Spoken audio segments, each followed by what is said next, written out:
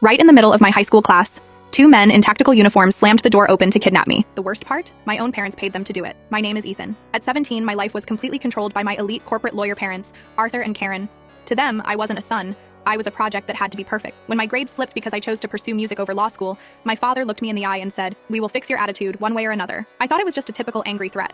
I was dead wrong. The lead officer, Officer Briggs, marched straight up to my desk in front of everyone. "Ethan Vance, you missed your 500 hours transport this morning. You are coming with us to Ironwood Academy for a 5-year behavioral correction program." The entire class turned to stare at me, whispering. My blood ran cold. Ironwood was a notorious, brutal military-style boot camp in the mountains. What? I didn't sign up for any boot camp, I shouted, backing away. My English teacher, Mrs. Higgins, bravely stepped in.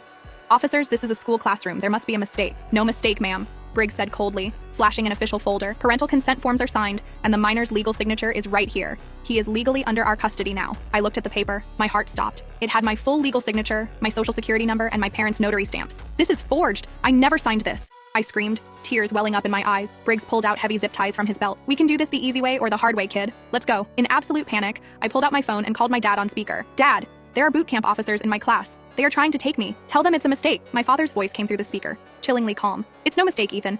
6 months of playing that guitar showed us you need real discipline.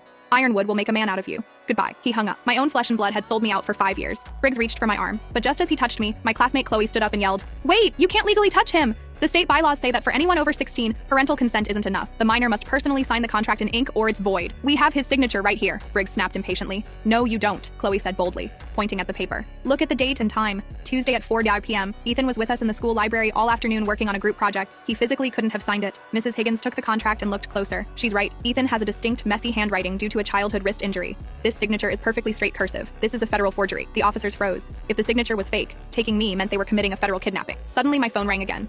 It was my mother. I pressed speaker with trembling hands. "Mom, why did you forge my name?" "Ethan, stop crying and making a scene," she shouted through